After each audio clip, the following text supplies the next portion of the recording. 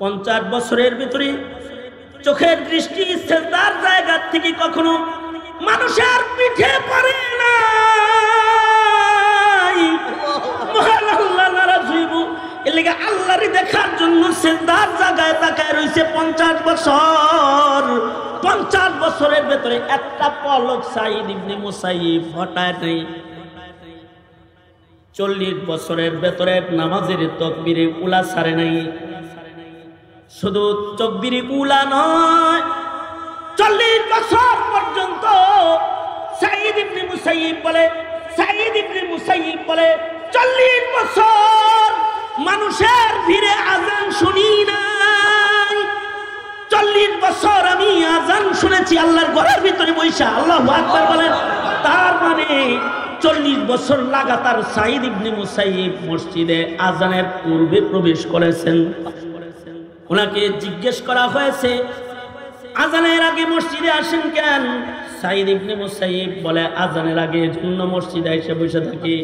ময়দানে মাহশরে মহান আল্লাহ যদি বলে হাইয়া আলাস সালাহ বলে নামাজে তোরে ডাইকা আনা লাগলো কেরে?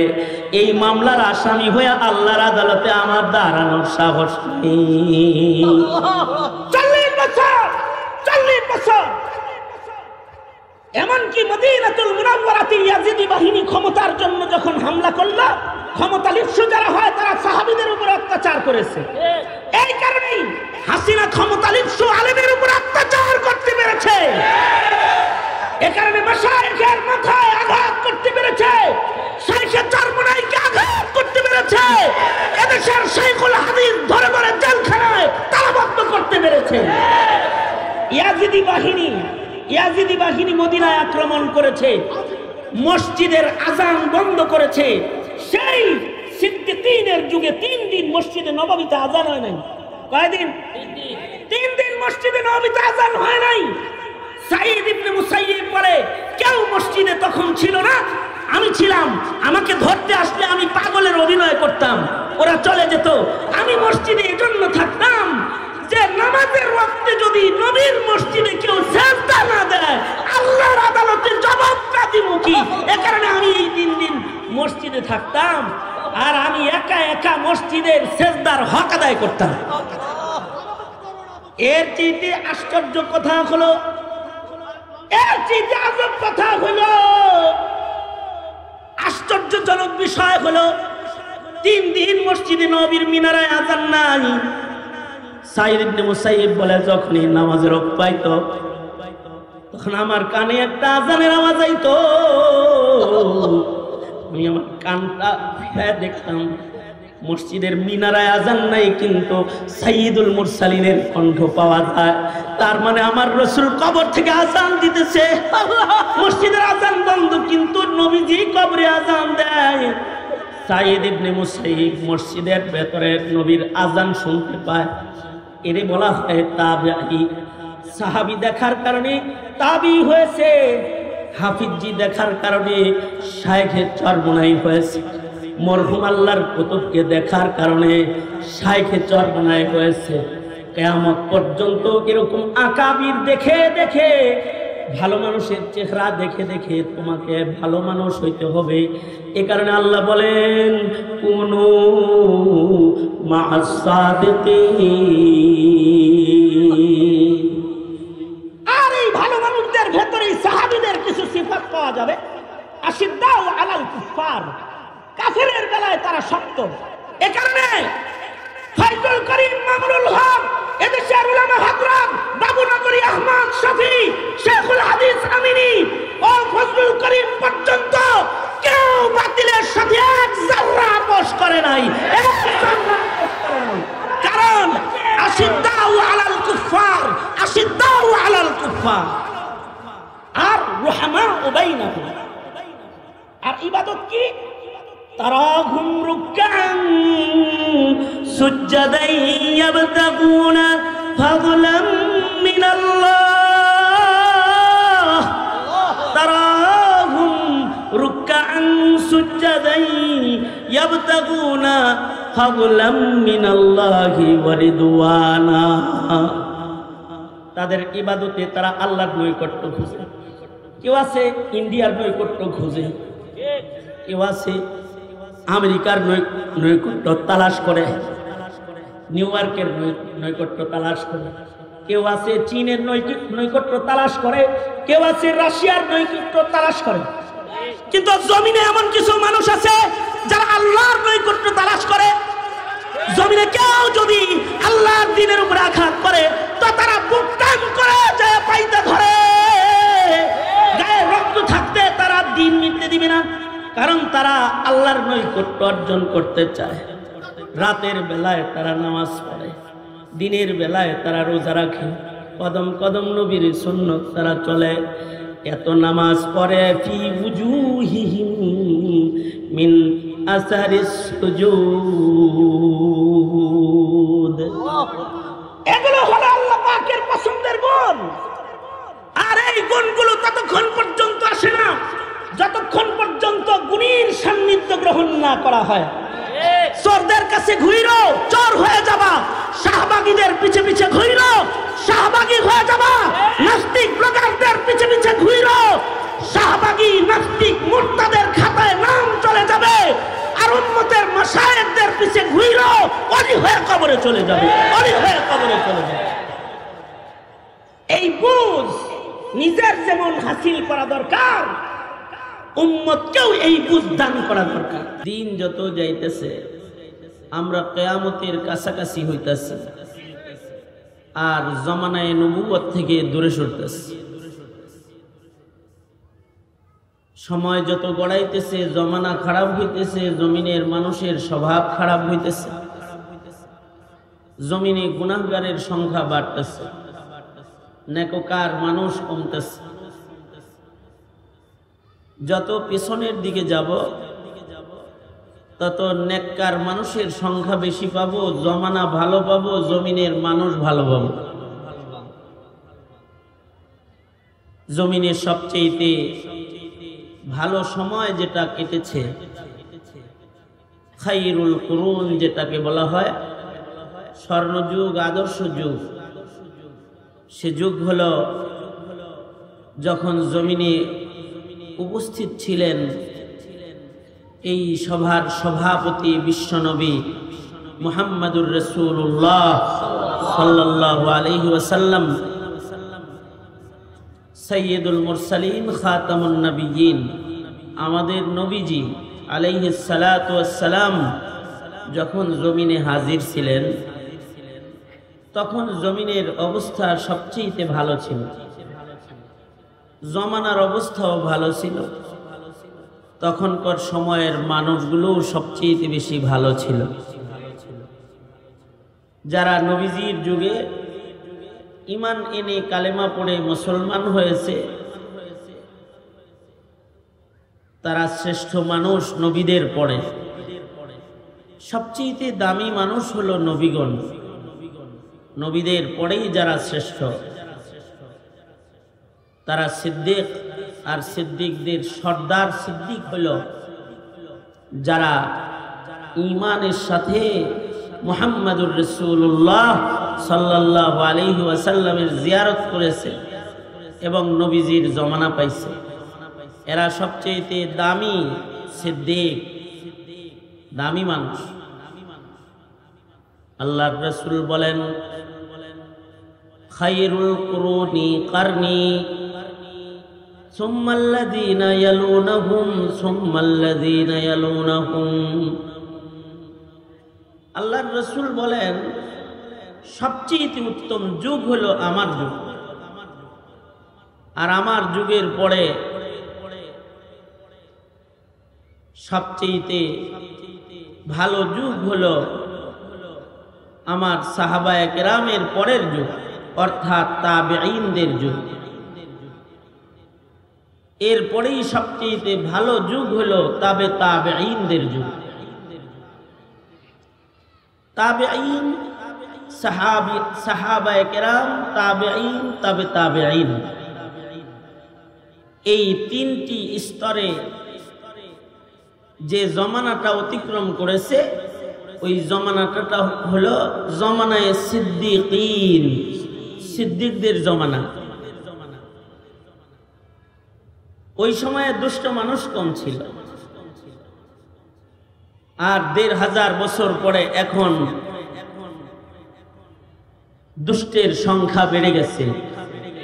এখন সিদ্দিকদের জমানা না, জালেমের জমানা, জুলমের জমানা, চোরের জমানা, ডাকাতদের জমানা। এখন নগ্ন বেহায়া নারীদের, দায়ুসদের জমানা চলে এসেছে। এই কারণে কেউ যদি নেককার হয় তাকে গালি দেওয়া হয়, আর বদকারকে বাহবা দেওয়া হয়। জমানাটা ভালো মানুষের জমানা না। এইভাবেই জমানার সামনের দিকে আগাইতে থাকবে। আর এক সময় জমিনের মানুষ এত খারাপ হবে যে একজনও থাকবে না যে জমিনে বসে বলবে আল্লাহ আল্লাহ আল্লাহ আল্লাহ। সেদিন আল্লাহ পাক বলবে এই সভা সজ্জিত রাখার দরকার নাই, ইসরাফিল বাঁশি বাজায় দাও, ধ্বংস করে দাও। দিন যত যাবে সামনে তত দুষ্টের সংখ্যা বাড়বে। ৫ই আগস্টের পরে মনে মনে কল্পনা করেছিলেন যে আওয়ামী দুষ্ট শাসন থেকে রেহাই পেয়েছেন, জমানাটা বুঝি ভালো পাইছেন। কিন্তু এখন দেখতেছেন যে যে সরিষা দিয়া ভূত তাড়াইছেন, ওই সরিষার ভেতরে বড় বড় ভূত বসা আছে, যা হাসিনার চাইতে খারাপ না, হাসিনার চাইতে কম দুষ্ট না। দিন যাইতেছে, জমানা খারাপ হইতেছে। এই জন্য আল্লাহর রাসূল বলেন তুবা মান আমানা ওয়া রাআনি অতুবা মান আমানা ওয়া লাম রাআনি অতুবা মান আমানা মান রাআ মান রাআনি অতুবা মান আমানা মান রাআ মান রাআ মান রাআনি। কিছু মানুষ যারা ভালো মানুষদেরকে দেখে ফেলেছে তারা ভালো। জমিনের সবচেয়ে ভালো মানুষ হলেন মুহাম্মদুর রাসূলুল্লাহ সাল্লাল্লাহু আলাইহি ওয়াসাল্লাম। আমাদের নবীজির চাইতে ভালো আর কেউ আছে? মানুষের ভেতরে আমাদের নবীজির চাইতে, নবীদের ভেতরেও আমাদের নবীজির চাইতে ভালো আর কেউ আছে? তিনি সাইয়্যিদুল মুরসালিন, রাহমাতুল লিল আলামিন। তিনি আল্লাহর দোস্ত। তিনি এত ভালো যে আল্লাহর পরেই তিনি শ্রেষ্ঠ। আল্লামা সাদি বড় চমৎকার করে বলেছেন লা ইউমকিনুস সানাউ কামা কানা হাক্কুহু বা'দাজ খুদা বুজুর্গ তু ই কিসসা মুখতাসার বা'দাজ খুদা বুজুর্গ তু ই কিসসা মুখতাসার। তুমি তো তোমার গুণগান, তোমার বরত্ব, তোমার ভালাই, তোমার সৌন্দর্য, তোমার শ্রেষ্ঠত্ব কোন ভাষায় আমি বর্ণনা করি? তবে সংক্ষেপে এতটুকুন বলি, আল্লাহর পরেই যিনি শ্রেষ্ঠ তিনি হলো তুমি আমার নবী। আল্লাহু আকবার। তোমার গুণগান কোন শব্দ দিয়ে মানুষকে বলা সম্ভব নয়, তোমার শ্রেষ্ঠত্বের কোন শব্দ উচ্চারণ করা সম্ভব নয়। এতটুকুন বলা যায় আল্লাহর পরেই তুমি। লা ইউমকিনুস সানাউ কামা কানা হাক্কুহু লা ইউমকিনুস সানাউ কামা কানা হাক্কুহু বা'দাজ খুদা বুজুর্গ তু ই কিসসা মুখতাসার। সবচেয়ে ভালো মানুষ আমার নবী। সুতরাং আমার নবীর আগে যে নবীরা গেছে, এ কারণে সেই নবীদের সাহাবীদের চেয়েও আমাদের নবীর সাহাবী যারা, তাদের মূল্য সবচেয়ে বেশি।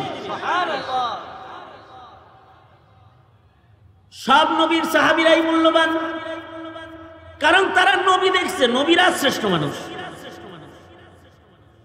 কিন্তু সকল নবীর সকল সাহাবীদের ভেতরে আমাদের নবীজির সাহাবী যারা আমাদের নবীজিকে দেখছে, সাইয়্যিদুল মুরসালিনকে এক নজর দেখছে, তার দাম দুনিয়ার সব পয়গম্বরের সাহাবী তাদের চেয়ে অনেক বেশি। নবীদের ভেতরে আমাদের নবী শ্রেষ্ঠ, আর সাহাবীদের ভেতরে আমাদের নবীর সাহাবী যারা তারা শ্রেষ্ঠ, তারা সর্বশ্রেষ্ঠ সাহাবী। তাদের ঈমান সম্পর্কে বহু গুণগান আল্লাহ তাআলা আল্লাহর কোরআনে করেছেন। আল্লাহ তাআলা তাদের ঈমান সম্পর্কে বলেছেন তারা প্রকৃত ঈমানদার। উলাইকা হুমুল মুমিনুনা হাক্কা লাহুম দারাজাতুন ইনদা রাব্বিহিম ওয়া মাগফিরাতাও ওয়া আজরান আযীমা। তাদের জন্য আল্লাহ তাআলা অনেক বড় পুরস্কার রেখে দিয়েছেন। তাদেরকে আল্লাহ তাআলা সম্মানের আসন দান করেছেন। নবীদের পরেই উম্মতের ভেতরে তাদের মর্যাদাকে আল্লাহ উঁচু করে তুলে ধরেছেন এবং তাদের কৃত দুনিয়ার গুনাহকে আল্লাহ তাআলা ক্ষমা করে দিয়েছেন। তারা গুনাহ করেছে কিন্তু তারা মাগফুর, তাদের জীবনের গুনাহ মাফ। নবীজি সাল্লাল্লাহু আলাইহি সাল্লাম দেখছে যে নবীজিরে দেখাটাই একটা কপাল। এই ভাগ্যের কারণে তাদের মূল্য সবচেয়ে বেশি। নবী আলাইহিস সালাতু ওয়াস সালামের সাহাবীদের মূল্য বেশি বিদায়ী। কিয়ামত পর্যন্ত যত মানুষ দুনিয়াতে আসবে এরা কেউ ডিজিটাল যুগের ডিজিটালদেরকে দেখে দেখে ঈমান গঠন করবে না। আমিনু কামা আমানান নাস, তারা ঈমানের মাপকাঠি। আল্লাহ তাআলা বলেন তোমরা ঈমান আনলে সাহাবীদের মতো ঈমানদার হও, তাদের মতো ঈমানদার হও। তাদের মতো ঈমানদার যদি হতে পারো তাইলে তোমরাও মাগফিরাত পেয়ে যাবে।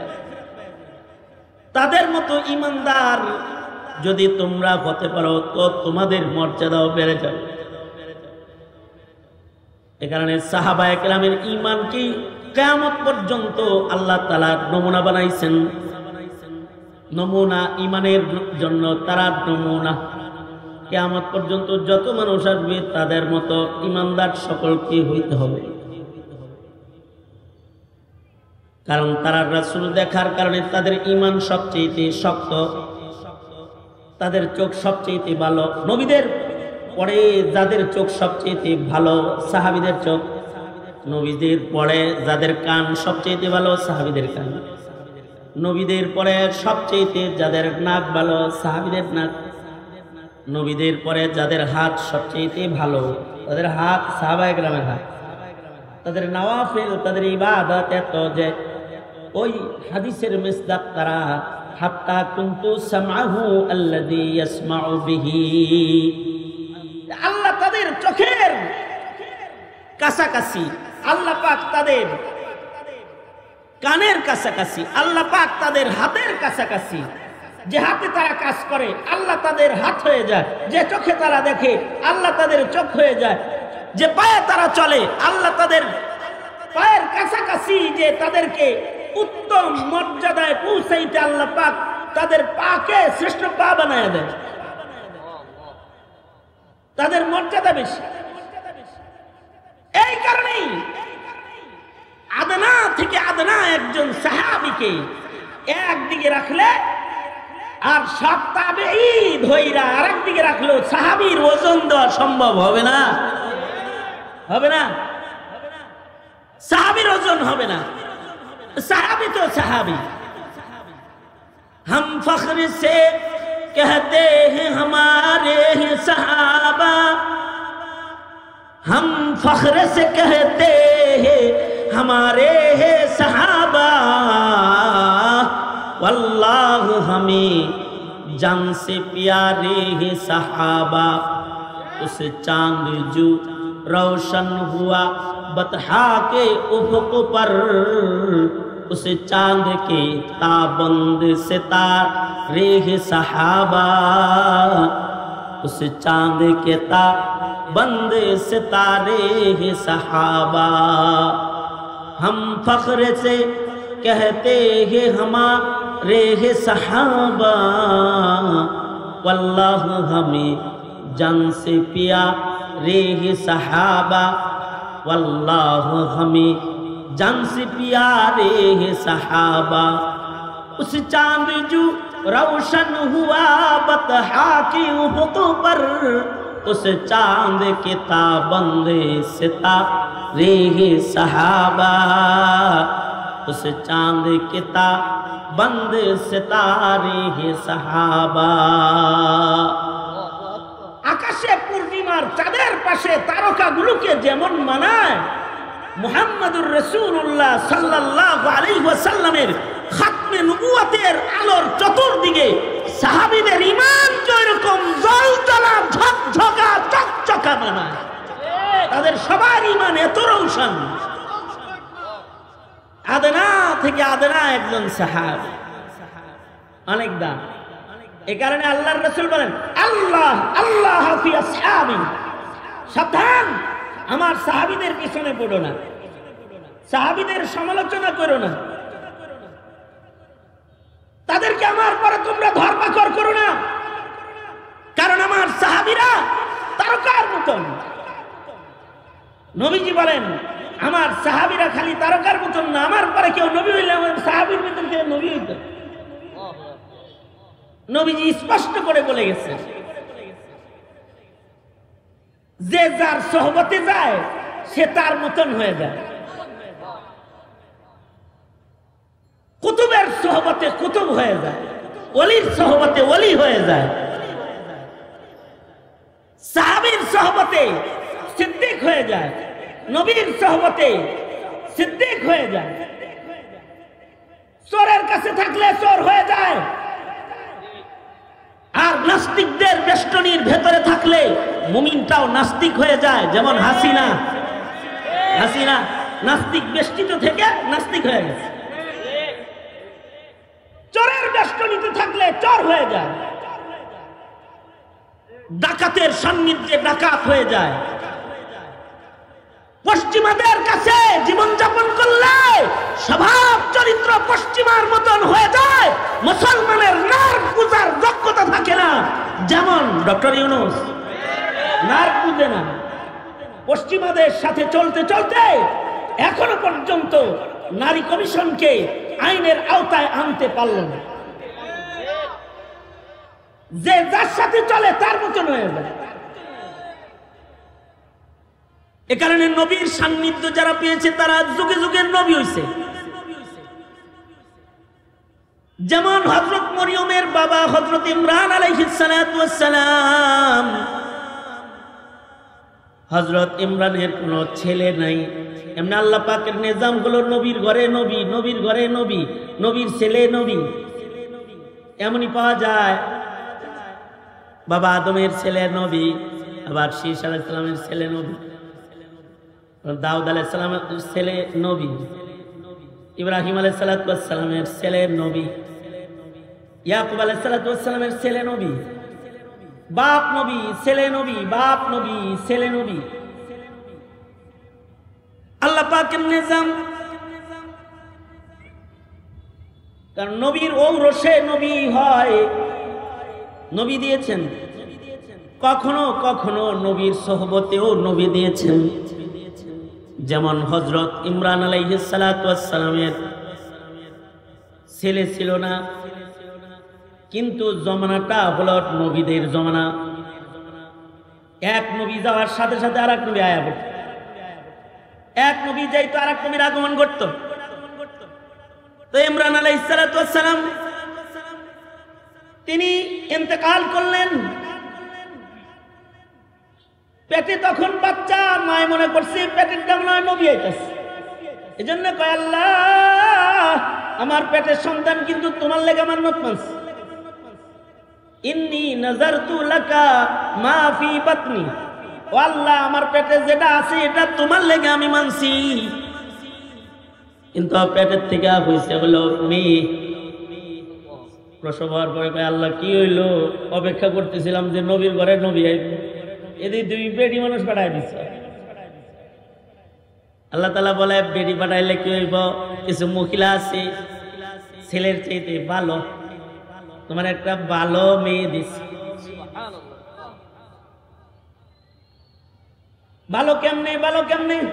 ভালোর একটা জায়গা হলো একদিকে উনার পেটে হইছে নবী, আর একদিকে উনি শ্রেষ্ঠ নবীর বিবি হবেন, জান্নাতে শ্রেষ্ঠ নবীর সাথে থাকবেন। আল্লাহু আকবার, জোরে বলেন। একদিকে পেট থেকে ঈসা নবীর জন্ম হয়েছে বাপ ছাড়া, আল্লাহর কুদরত। আবার জান্নাতে থাকবেন আমাদের নবীর লগে। আমাদের নবী আলাইহিস সালাতু ওয়াস সালামের দুইজন বিবি আছে যারা পূর্বের ঈমানদার, কিন্তু তাদের ঈমান ভালো হওয়ার কারণে তারাও আমাদের নবীর ঘরে থাকার উপযুক্ত। এরকম দুইজন মহিয়সী নারী আছে যাদেরকে আমাদের নবীজির বিবি হিসাবে জান্নাতে আল্লাহ তাআলা দান করবেন। একজন হলেন হযরত আসিয়া, ফিরআউনের অত্যাচারেও ঈমানে অটল ছিলেন, ঈমান ছাড়লেন। আল্লাহ তাআলা ঈমান দেখে খুশি হয়ে হযরত আসিয়াকে নবীজির সাথে বিয়ে দিয়ে দিয়েছে। আর একজন হলেন হযরত মারিয়াম, নবীর ঔরসে জন্ম নেওয়া একটা আল্লাহর কুদরতের বহিঃপ্রকাশ, এক মহিয়সী নারী। পুরুষের স্পর্শ পৃথিবীকে আল্লাহ তাআলা যার গর্ভে নবী দান করেছেন, এমন নবী দান করেছেন যেই নবীর নবুয়তের জন্য 40 বছর অপেক্ষা নাই। জন্মের সাথে সাথে কয় ইন্নী আবদুল্লাহ আতানিয়াল কিতাবা ওয়া জাআলানি নবিয়্যা। এই রকম এক নবীর মা তিনি। আর একদিকে হলো তার আল্লাহর কাছে মাহবুবিয়ত হলো, আল্লাহর পরেই যার দাম, তার জান্নাতে তার বিবি হিসাবে আল্লাহ তাকে আখিরাতে মর্যাদার আসন দিয়ে দিবেন। যাও আমার হাবিবের লগে থাকো। এ কারণেই সরওয়ারে দু আলম হযরত খাদিজাতুল কুবরা ইন্তেকালের সময় যখন পেরেশান ছিলেন, আমরা তো মরণে পেরেশান না, মরণকে আমরা ভয় পাই না, আমরা কবর কি হবে এ টেনশন করি না। কবরের টেনশন যদি কেউ করে তাহলে সে গুনাহ করতে পারবে না। কবরের টেনশন যদি কেউ করে সে নামাজ ছাড়তে পারবে না। কবরের টেনশন যদি কেউ করে তাহলে সে বেপরদা চলতে পারবে না। কবরের টেনশন করলে পরে হারাম খেতে পারবে না। কবরের টেনশন, কবর যদি কেউ চিন্তা করে তাহলে ক্ষমতার জন্য মানুষ হত্যা করতে পারবে না। কবরের চিন্তা যদি কেউ করে আল্লাহর হুকুমের খেলাফ এক জাররা কাম করতে পারবে না, এক জাররা করতে পারবে না। কবরের চিন্তা যদি কেউ করে শরীয়তের খেলাফ এক মুহূর্ত সে চলতে পারবে না। খাদিজাতুল কুবরা তো কবরের চিন্তা। খাদিজাতুল কুবরা বলে সরওয়ার গো নিজের হাতে কবরে নামায়েন, আপনার জামা কাফন বানায় দিয়ে দিন। কবরে গেলে প্রশ্নের উত্তর কেমনে দিব, আমারে কবরে শোয়াইয়া। ওগো সরকার আপনি কিন্তু আমাকে রাইখা চলে আইসেন না, আমার মাথার কাছে দাঁড়ায় থাকেন, আমাকে প্রশ্ন করলে প্রশ্নের উত্তরগুলো আপনি শিখেন। আল্লাহর রাসূল খাদিজাতুল কুবরার পেরেশানি দেখে আল্লাহর নবী সান্ত্বনা দিয়ে বলে, খাদিজা চিন্তা করবেন না, আপনি পরলোকে কবরে যাওয়ার সাথে সাথে আমার দুইজন বিবি আপনাকে ইস্তেকবাল করবে, জান্নাতি ইস্তেকবাল। খাদিজাতুল কুবরা বলে, ও আল্লাহর নবী আমি আপনার পয়লা স্ত্রী, আমার আগে কারোর সাথে আপনার বিবাহ হয় নাই, জান্নাতে আবার দুই বিবি কেমনে হইল? আল্লাহর রাসূল বলেন, দুইজন মহিয়সী নারীকে আল্লাহ তাআলা পছন্দ করে আমার বিবির মর্যাদা দান করেছেন, একজন আসিয়া আর একজন মারিয়াম। আপনার এই দুই সতী আপনাকে জান্নাতি ইস্তেকবাল দান করবে। আপনি যাওয়ার সাথে সাথে জান্নাতি ইস্তেকবাল কাল হবে। হযরত মরিয়ম জন্মাইছেন, ছেলে তো হয় নাই। তো ইমরান আলাইহিস সালামের ঘরে মেয়ে জন্ম হয়েছে, ছেলে হয় নাই। তো এবার ইমরানের উম্মতকে সামাল দিবে কে? আল্লাহ তাআলা হযরত ইমরান আলাইহিস সালামের সাহাবীদের ভেতর থেকে হযরত জাকারিয়াকে আল্লাহ তাআলা নবুয়ত দান করলেন। হযরত জাকারিয়া হযরত ইমরান আলাইহিস সালামের সাহাবী, হযরত জাকারিয়াকে নবুয়ত দান করলেন। তাহলে নবীর সাহাবী নবী হয়। আল্লাহর রাসূল বলে আমার সাহাবীরাও নবী হওয়ার উপযুক্ত রে, কারণ তারা আমি নবীর সান্নিধ্য উঠাইছে। কিন্তু আমি শেষ নবী, আনা খাতামুন নাবিয়্যিনা লা নাবিয়্যা বা'দি, আমি শেষ নবী, আমার পরে আর কোন নবী নাই। কিন্তু যদি আমার পরে আল্লাহ তাআলা কাউকে নবুয়ত দান করতেন, তাহলে আমার সাহাবী ওমরকে আল্লাহর নবী বানাতেন। লাউ কানা বা'দি নাবিয়্যুন লাকানা উমর, মুহাদ্দিসরা বলে নবীর উপস্থিতিতে যদি আল্লাহ কাউকে নবী বানাইতেন, তাহলে আবু বকরকে আল্লাহ তাআলা নবুয়ত দান করতেন। তার মানে নবীর সাহাবীরা উম্মতের শ্রেষ্ঠ, তারা নবী হওয়ার উপযুক্ত। কিয়ামত পর্যন্ত আর কোনো নবী নাই, এই কারণে সাহাবীরা নবুয়তি পায় নাই। এখন প্রশ্ন হলো, সাহাবী নবুয়ত পাইল না, তাহলে কি জমানার দাজ্জাল কাদিয়ানি আর বরকতুল্লাহ বুঝি নবী? তারা কি? জোরে আওয়াজ করে বলেন, তারা কি জোরে বলেন? কারণ আমার নবীর সান্নিধ্যের সাহাবীদের চাইতে উত্তমতম ঈমান আর কারোর নাই। আর সাহাবীদের সান্নিধ্য যারা পেয়েছে তারা হলো তাবেঈ। তাবেঈরা সাহাবীদের পরেই সবচেয়ে দামি। কিছু তাবেঈর নাম হাসানুল বসরি তাবেঈ, হযরত ওমরের কোলে উঠেছেন জন্মের পরে, মুখের লালা হযরত ওমর বাইর করে জিহ্বায় পয়লা খানা হিসাবে লাগায় দিয়েছেন। ওমরের মুখের লালা, নাম রেখেছেন হযরত ওমর হাসান।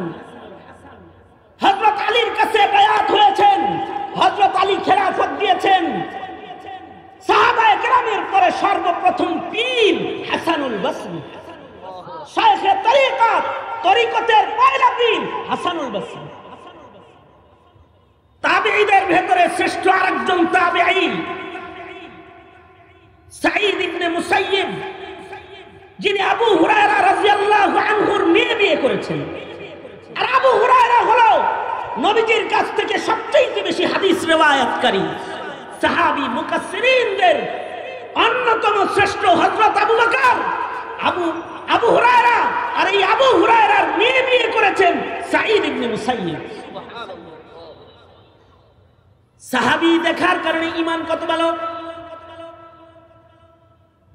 জায়গায় আমি চলে আসছি, আমার জায়গা মতো চলে আসছি। সাহাবী দেখার কারণে সাঈদ ইবনে মুসাইয়িবের ঈমান কত ভালো। সাঈদ ইবনে মুসাইয়িব, খেয়াল করে শুনুন কথাটা। সাঈদ ইবনে মুসাইয়িব 50 বছর নামাজ পড়েছেন। সেজদার জায়গা থেকে কখনো নিজের দৃষ্টি কোনো মানুষের পিঠে 50 বছরের ভিতরে পড়ে নাই। কত বছর পরে বলেন? আওয়াজ করে বলেন, কত বছর? 50 বছরের ভিতরে চোখের দৃষ্টি সেজদার জায়গা থেকে কখনো মানুষের পিঠে পড়ে নাই। মহান আল্লাহ নারাজ হইব, এর লাগি আল্লাহরে দেখার জন্য সেজদার জায়গায় তাকায় রইছে 50 বছর। 50 বছরের ভেতরে একটা পলক সাঈদ ইবনে মুসাইয়িব হটায় নাই। 40 বছরের ভেতরে নামাজের তাকবীরে উলা ছাড়ে নাই। শুধু তাকবীরে উলা নয়, 40 বছর পর্যন্ত সাঈদ ইবনে মুসাইয়িব বলে, 40 বছর মানুষের ভিড়ে আজান শুনি নাই। 40 বছর আমি আজান শুনেছি আল্লাহর ঘরের ভিতরে বৈশা আল্লাহু আকবার বলেন। তার মানে 40 বছর লাগাতার সাঈদ ইবনে মুসাইয়িব মসজিদে আজানের পূর্বে প্রবেশ করেছেন। ওনাকে জিজ্ঞেস করা হয়েছে আজানের আগে মসজিদে আসেন কেন? সাঈদ ইবনে মুসাইয়িব বলে আজানের আগে এজন্য মসজিদে এসে বসে থাকি, ময়দানে মাহশারে মহান আল্লাহ যদি বলে হাইয়া আলাস সালাহ বলে নামাজে তোরে ডাইকা আনা লাগলো কেরে? এই মামলার আসামি হয়ে আল্লাহর আদালতে আমার দাঁড়ানোর সাহস নেই। 40 বছর এমনকি মদিনাতুল মুনাওয়ারাতে ইয়াজিদি বাহিনী ক্ষমতার জন্য যখন হামলা করলো, ক্ষমতা লিপ্সু যারা হয় তারা সাহাবীদের উপর অত্যাচার করেছে। এই কারণেই হাসিনা ক্ষমতা লিপ্সু আলেমের উপর অত্যাচার করতে পেরেছে। এ কারণে মাশায়েখের মাথায় আঘাত করতে পেরেছে, শাইখে চরমনাইকে আঘাত করতে পেরেছে, এদেশের শাইখুল হাদিস ধরে ধরে জেলখানায় তালাবদ্ধ করতে পেরেছে। ইয়াজিদি বাহিনী মদিনায় আক্রমণ করেছে, মসজিদের আজান বন্ধ করেছে। সেই সিদ্দিকীনের যুগে 3 দিন মসজিদে নববীতে আজান হয় নাই। কয়দিন? 3 দিন মসজিদে নববীতে আজান হয় নাই। সাঈদ ইবনে মুসাইয়িব বলে কেউ মসজিদে তখন ছিল না, আমি ছিলাম। আমাকে ধরতে আসলে আমি পাগলের অভিনয় করতাম, ওরা চলে যেত। আমি মসজিদে এজন্য থাকতাম যে নামাজের ওয়াক্তে যদি নবীর মসজিদে কেউ সিজদা না দেয় আল্লাহর আদালতে জবাবটা দিব কি? এ কারণে আমি এই 3 দিন মসজিদে থাকতাম, আর আমি একা একা মসজিদের সিজদার হক আদায় করতাম।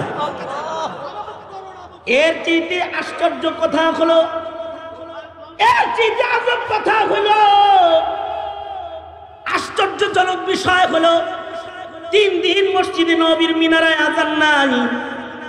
সাঈদ ইবনে মুসাইয়িব বলে যখনই নামাজের ওয়াক্ত পাইতো তখন আমার কানে একটা আজানের আওয়াজ আইতো,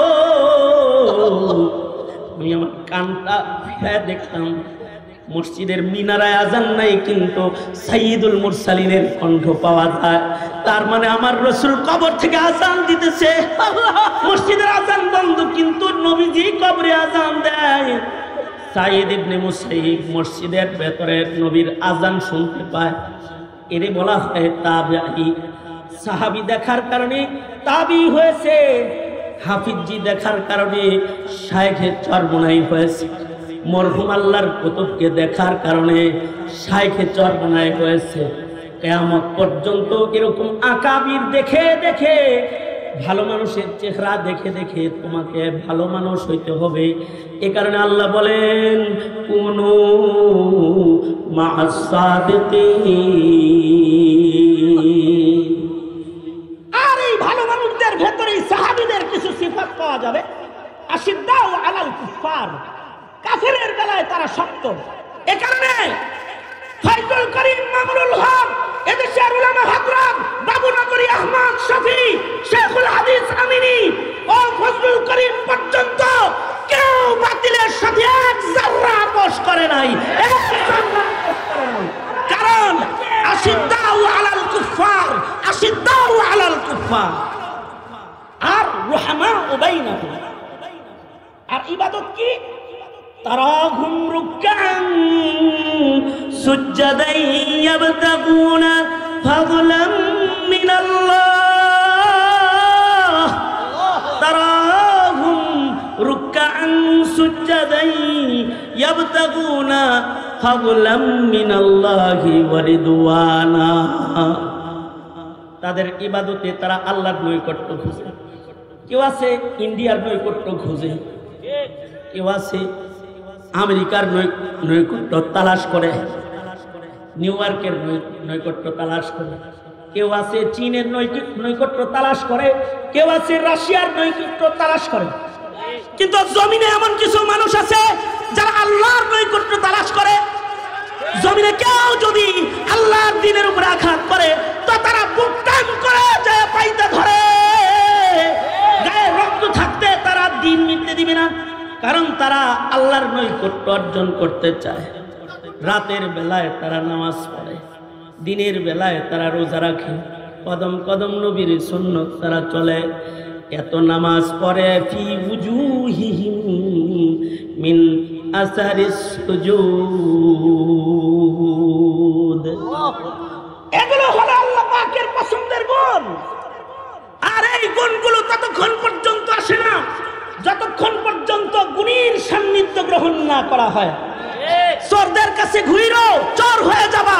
শাহবাগীদের পিছে পিছে ঘুইরো, শাহবাগী হয়ে যাবা। নাস্তিক ব্লগারদের পিছে পিছে ঘুইরো, শাহবাগী নাস্তিক মুর্তাদের খাতায় নাম চলে যাবে।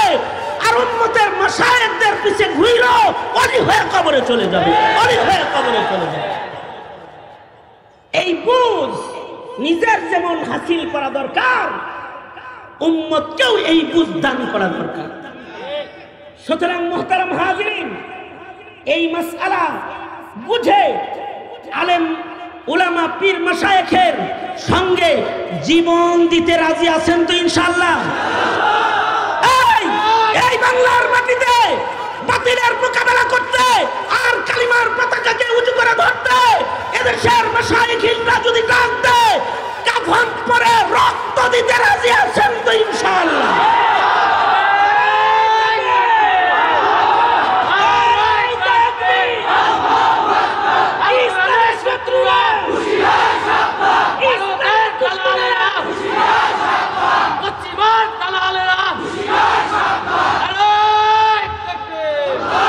শুধু ছোট্ট করে বলবো, ডক্টর ইউনূস সাহেব, এই দেশের মানুষের রক্তের উপরে আপনি ক্ষমতায় বসেছেন।